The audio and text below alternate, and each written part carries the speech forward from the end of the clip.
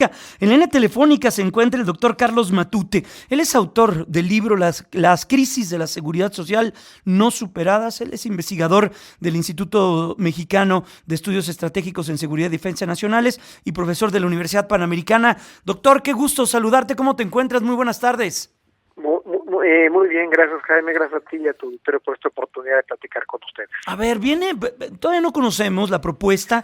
¿Cómo sí entrarle de lleno a esto que tenemos enfrente, que son las pensiones y que en el mundo pues, se convierte también en un tema a debatir, pero también en un tema de atención primordial de las finanzas públicas de los estados? A ver, vamos a empezar con lo que tú comentaste. Políticamente, todo mundo estamos de acuerdo en que hay que dar pensiones dignas. Ahí no hay problema. Uh-huh. En eso todo el mundo estamos de acuerdo, ya lo viste en los audios. Sí, sin duda. No, sin duda. El problema, y también hay que plantearlo, como dijeron también los opositores al presidente, bueno, están de acuerdo, pero que les diga cómo. Uh-huh. No, ese es el punto fundamental, porque si ves las cifras son, y disculpa la palabra, aterradoras. Y lo que le dijo la candidata al presidente de la República, la candidata de oposición, es muy cierto. El buen juez, por la casa empieza. Uh-huh. Y mucho de lo que puede hacer el presidente, sin necesidad de hacer una reforma, es simplemente elevar el salario base de cotización de sus trabajadores.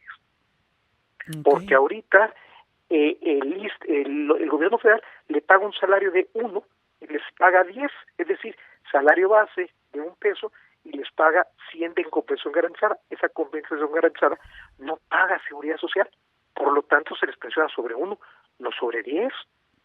No requiere reforma legal, sino que el gobierno quiera y tenga dinero para pagarla. Ese es el punto fundamental. El punto fundamental, y ahí yo me detendría, doctor Carlos Matute, es sí entrar a un debate, pero entrar a un debate responsable. He leído algunos artículos, incluso el propio artículo que tú has escrito en El Universal.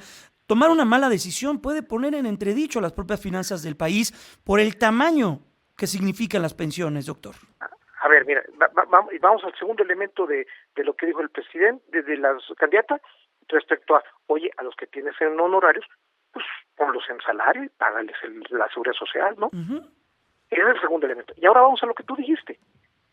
Oye, el 2 billones de pesos para pensiones, es decir, el 22% del presupuesto, a un crecimiento de más de 2 dígitos reales anuales.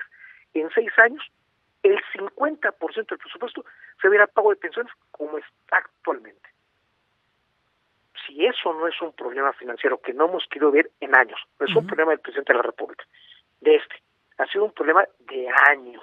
Por eso el libro se llama Las crisis no superadas. Uh-huh. Desde el 2004, los especialistas estamos llamando la atención de que es necesario hacer una segunda reforma al sistema de seguridad social y no se hace. ¿Por qué? Porque no hay la voluntad política de asumir el costo político de reconocer que hay que cambiar de fondo la estructura pensionaria.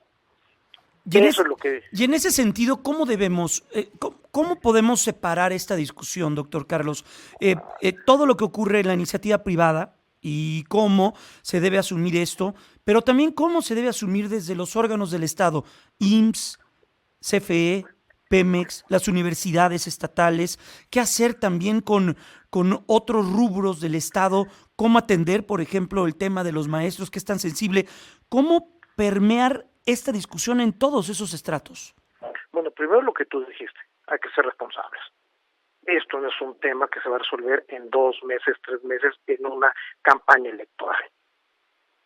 Porque aquí hay que empezar a pensar, ojo, a ver, si el 75% del gasto pensionario se dedica a estos, vamos a llamarle, no son grupos privilegiados, pero estos pensionados que ganan más de 20,000 pesos, IMSS, Pemex, CFE, el ministro Saldívar, que ya le reclamaron su pensión y dijo que se la merecía porque si lo dijo, se la merecía y además él gana más que el presidente porque él empezó a ganarlo así antes de la reforma. Está el ministro. A ver, díselo a todos los trabajadores que reciben una pensión de más de 20,000 pesos. Te van a decir, oye, este es mi derecho, yo lo trabajé.